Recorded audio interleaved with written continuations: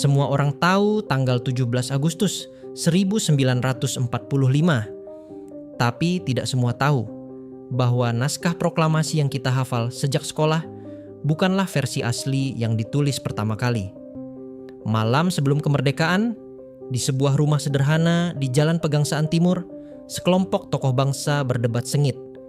Kata demi kata dipilih, lalu dihapus, lalu diganti, seolah setiap huruf mengandung bom yang bisa meledak kapan saja. Siapa yang mengubah naskah itu dan mengapa sebagian isi aslinya hilang tanpa jejak? Malam itu sejarah Indonesia ditulis, sekaligus dihapus, di tengah bayang-bayang ancaman Jepang dan tekanan dari sekutu. Inilah kisah rahasia penulisan proklamasi yang tidak pernah diajarkan di sekolah.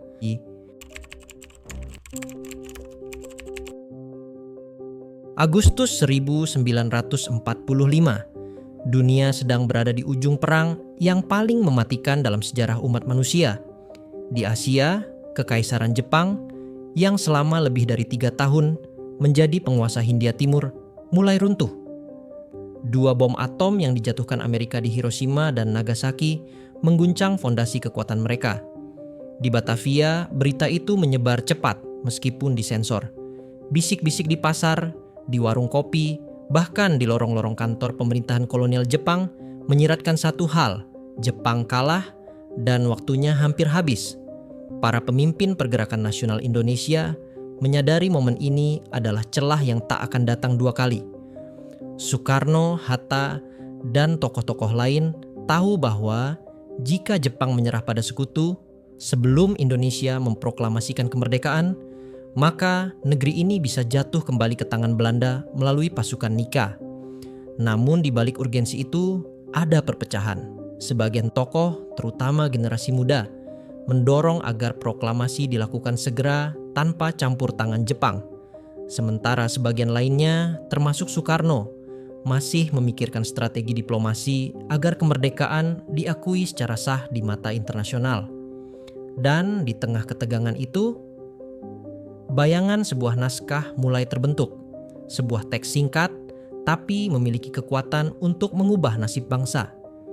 Tidak ada yang tahu saat itu bahwa teks ini akan melalui proses yang lebih dramatis dari yang pernah tercatat di buku sejarah. 16 Agustus 1945, dini hari, sebuah rumah sederhana di Rengas Dengklok, Karawang, menjadi pusat ketegangan yang mendidih. Di sana, Soekarno dan Hatta tidak sedang bersantai. Mereka diculik secara halus oleh kelompok pemuda dari Menteng 31 yang dipimpin Sukarni, Wikana, dan Chairul Saleh. Alasan penculikan ini jelas. Para pemuda menuntut agar proklamasi dibacakan hari itu juga, tanpa menunggu Jepang menyetujui atau memberikan restu. Mereka khawatir jika menunda, sekutu akan tiba dan Belanda akan kembali menguasai Indonesia. Di dalam rumah itu, perdebatan berlangsung sengit. Para pemuda menuding Soekarno terlalu hati-hati dan masih percaya pada janji Jepang yang sudah kalah. Soekarno membalas bahwa kemerdekaan yang tergesa-gesa tanpa legitimasi internasional bisa menjadi bumerang. Ketegangan mencapai puncaknya. Di luar rumah, suara jangkrik bercampur dengan desir angin sawah malam hari. Di dalam, suara tokoh bangsa ini meninggi, menekan, dan terkadang mereda dalam hening penuh kecemasan. Sementara itu, di Jakarta, Laksamana Maeda, perwira tinggi Angkatan Laut Jepang yang bersimpati pada perjuangan Indonesia, sedang merencanakan langkah diam-diam untuk membantu penyusunan naskah proklamasi. Ia tahu waktunya sempit dan semua harus dilakukan di luar pengawasan militer Jepang darat yang lebih keras. Malam itu di Rengas Dengklok, keputusan mulai terbentuk. Soekarno dan Hatta akhirnya setuju kembali ke Jakarta untuk menyusun teks proklamasi. Namun yang tidak mereka ketahui, teks itu akan mengalami perubahan mendadak di tengah malam berikutnya, meninggalkan misteri yang bertahan selama puluhan tahun. Malam 16 Agustus 1945, sekitar pukul 23, sebuah rumah di Jalan Imam Bonjol nomor 1, milik Laksamana Maeda, menjadi tempat paling aman di Jakarta malam itu. Di bawah penerangan lampu pijar kuning redup, 3 tokoh utama, Soekarno, Hatta, dan Ahmad Soebardjo, duduk di sebuah meja panjang. Laksamana Maeda dengan sikap tenang tapi waspada memberi jaminan bahwa rumahnya berada di bawah yurisdiksi Angkatan Laut Jepang, sehingga militer darat Jepang yang keras kepala tidak akan bisa mengganggu mereka. Di ruang tamu, aroma kopi bercampur bau kertas dan tinta memenuhi udara. Penyusunan naskah dimulai.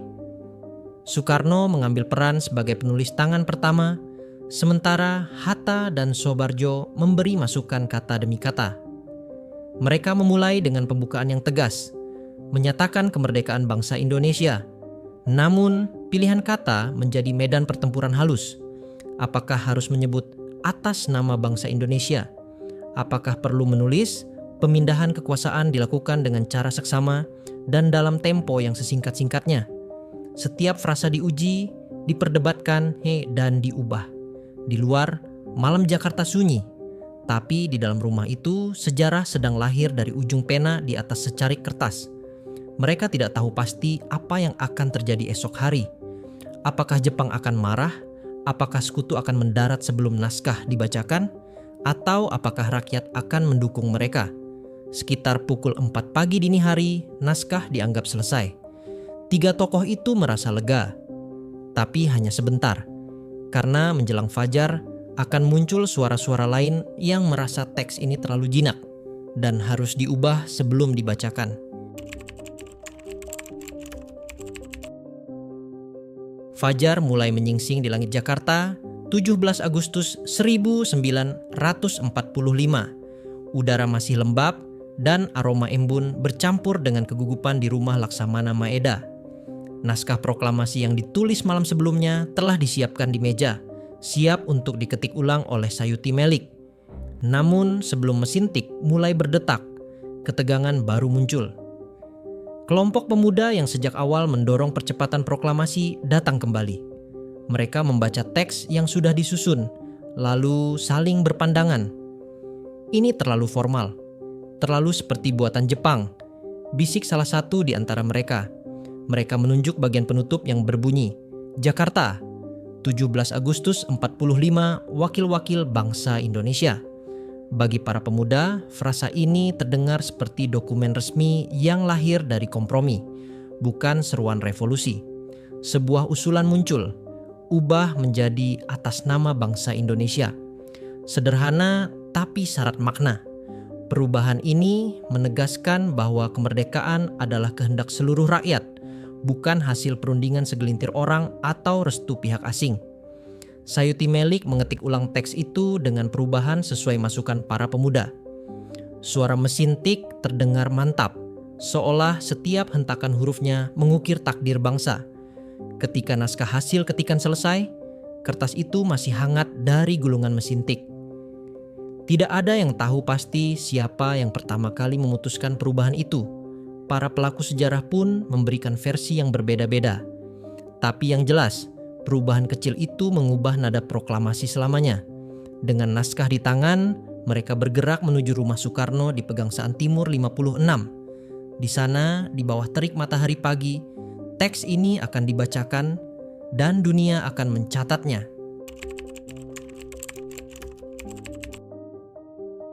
Pagi itu, 17 Agustus 1945, matahari Jakarta bersinar terik, seakan ikut menjadi saksi lahirnya sebuah bangsa. Di halaman rumah sederhana berwarna putih di Pegangsaan Timur 56, bendera merah putih sudah dipersiapkan. Tiangnya terbuat dari bambu, ditancapkan ke tanah yang masih basah oleh embun. Soekarno dengan jas putihnya berdiri di beranda. Tubuhnya tampak lemah karena sakit malaria tertiana yang menyerangnya beberapa hari terakhir, namun sorot matanya tetap tegas. Di sampingnya, Muhammad Hatta berdiri tenang, memegang lembaran naskah yang tadi diketik Sayuti Melik. Sekitar 200 orang hadir. Wajah mereka mencerminkan campuran rasa gembira, tegang, dan penuh harapan. Di antara kerumunan ada tokoh-tokoh pergerakan, wartawan, hingga penduduk sekitar yang mendengar kabar melalui bisik-bisik. Tidak ada spanduk, tidak ada panggung megah, semuanya sederhana, seolah menegaskan bahwa kemerdekaan ini lahir dari hati rakyat, bukan dari gemerlap upacara resmi. Soekarno mulai membaca teks proklamasi dengan suara yang tenang namun bergetar. Kami bangsa Indonesia, dengan ini menyatakan kemerdekaan Indonesia. Kalimat itu, meski hanya terdengar oleh telinga yang hadir di sana, menggema jauh melampaui batas halaman rumah itu. Di setiap kata, ada sejarah ratusan tahun penjajahan, penderitaan, dan perjuangan yang memuncak di satu momen ini. Begitu pembacaan selesai, lagu kebangsaan Indonesia Raya dinyanyikan tanpa musik pengiring. Bendera merah putih perlahan naik, dijahit oleh Fatmawati hanya beberapa malam sebelumnya. Gerakannya sedikit tersendat karena tali bendera tersangkut, namun sorakan dan tepuk tangan pecah mengiringinya. Namun di balik kegembiraan itu, ada kesadaran pahit. Proklamasi hanyalah awal. Musuh belum hilang, sekutu sedang dalam perjalanan, dan Belanda berniat kembali. Perjuangan yang sebenarnya baru akan dimulai.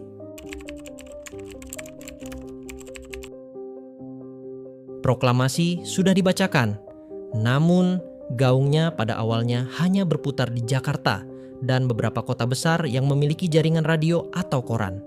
Sebagian besar rakyat di pelosok belum tahu bahwa Indonesia sudah merdeka. Radio milik Jepang di Jakarta, Hosokyoku, enggan menyiarkan berita itu secara resmi. Untungnya, seorang pegawai radio bernama Yusuf Ronodipuro berhasil menyelundupkan berita kemerdekaan ke udara.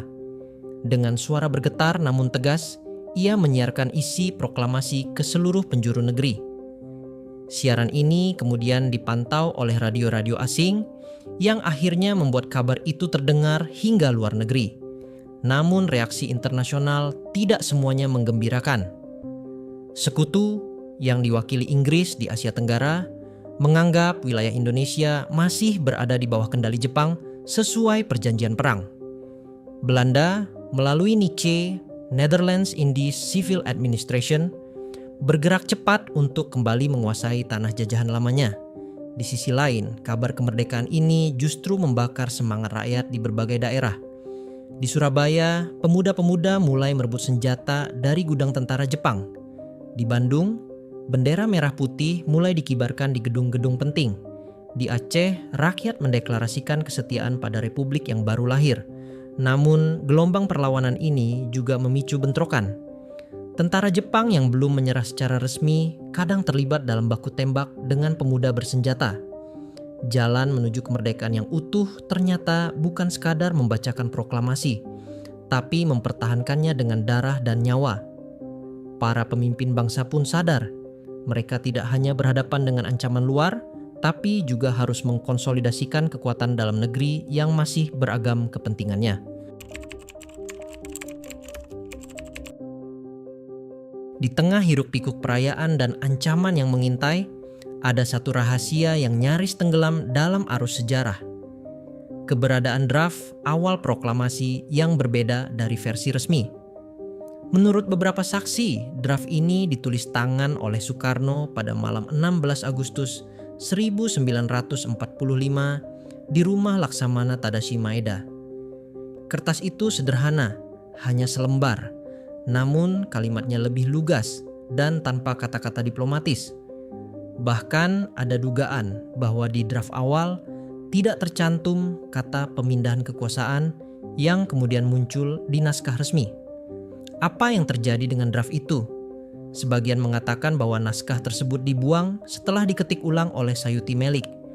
Ada pula yang percaya bahwa seseorang sengaja menyimpannya untuk menghilangkan jejak kalimat yang dianggap terlalu provokatif bagi pihak Jepang atau sekutu. Teori lain menyebutkan bahwa draft itu disimpan di arsip pribadi salah satu tokoh, lalu hilang selama kekacauan revolusi. Yang membuat misteri ini semakin menarik adalah perbedaan tanda tangan. Di naskah asli yang dibacakan, tidak ada tanda tangan individu, melainkan hanya tulisan atas nama bangsa Indonesia Soekarno-Hatta. Namun ada kesaksian bahwa di draft awal, Soekarno sempat menulis tanda tangannya secara pribadi sebelum kemudian diubah. Sampai hari ini, draft awal proklamasi itu belum pernah ditemukan secara resmi. Jika suatu hari naskah tersebut muncul, bisa saja ia mengungkap wajah lain dari kemerdekaan, sebuah versi yang mungkin lebih tegas, lebih berani, dan lebih berisiko di mata dunia saat itu. Bagi sebagian orang, perubahan dari draft awal ke naskah final proklamasi hanyalah urusan teknis. Namun bagi peneliti sejarah, perubahan itu mengundang tanda tanya besar.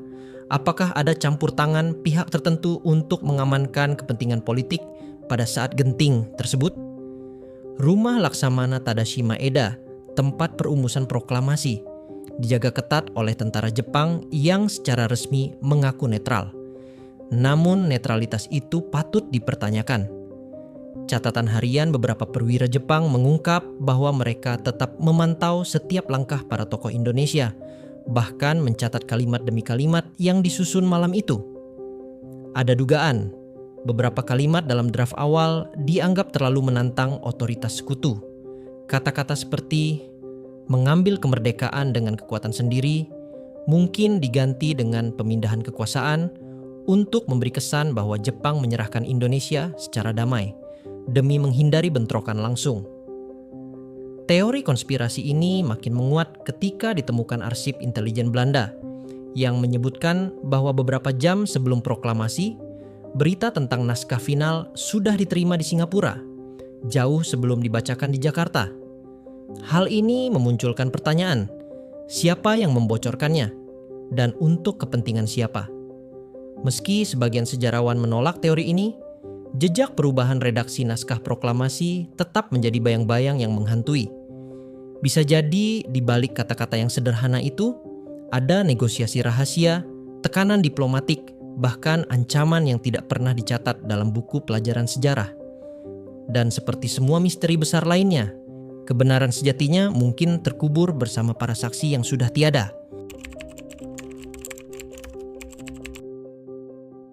Bagi rakyat Indonesia yang mendengar proklamasi pada 17 Agustus 1945, perbedaan redaksi mungkin tidak berarti apa-apa. Yang penting adalah kemerdekaan telah diproklamasikan.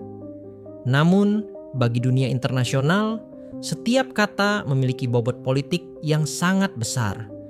Redaksi pemindahan kekuasaan memberi kesan bahwa kemerdekaan Indonesia lahir bukan dari pemberontakan bersenjata, melainkan dari transisi yang teratur.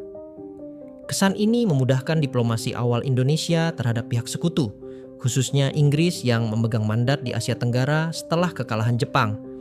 Namun, di sisi lain, kesan penyerahan damai justru memberi celah bagi Belanda untuk mengklaim bahwa Indonesia belum sepenuhnya merdeka, melainkan hanya menerima kekuasaan sementara hingga statusnya ditentukan lewat perundingan. Celah inilah yang kemudian dimanfaatkan dalam propaganda Belanda di dunia internasional. Bagi para pemuda revolusioner, perubahan itu dirasa sebagai bentuk kompromi yang terlalu lunak. Mereka melihatnya sebagai tanda bahwa jalur diplomasi akan memakan waktu panjang dan rawan dimanipulasi oleh kekuatan asing. Tidak heran, setelah proklamasi, banyak kelompok bersenjata di berbagai daerah bergerak tanpa menunggu instruksi pusat, mengibarkan bendera merah putih, dan merebut fasilitas penting dari tangan Jepang. Dengan kata lain, naskah proklamasi bukan hanya dokumen sejarah. Ia adalah titik awal dari pertempuran yang akan berlangsung selama 4 tahun, di medan perang maupun meja perundingan. Sebuah pertempuran di mana kata-kata sama berbahayanya dengan peluru. Sejarah selalu meninggalkan jejak, tetapi tidak semua jejak terlihat di permukaan. Perubahan kecil pada naskah proklamasi mungkin tampak sepele, namun bisa saja menyimpan rahasia besar yang tak pernah terungkap. Apapun kebenarannya, satu hal pasti, kemerdekaan ini lahir dari keberanian yang tak tergoyahkan. Jika kisah di balik layar kemerdekaan ini membuka mata Anda akan sisi lain sejarah, jangan biarkan cerita ini tenggelam. Tekan tombol like, bagikan video ini kepada teman Anda, dan tinggalkan pendapat di kolom komentar. Apakah menurut Anda perubahan kata-kata itu hanyalah strategi diplomasi atau justru bukti adanya konspirasi? Dan tentu saja, Subscribe channel ini agar Anda tidak ketinggalan kisah-kisah kelam dan misteri sejarah Indonesia lainnya. Karena di balik setiap lembar sejarah, selalu ada bayangan yang menunggu untuk diceritakan.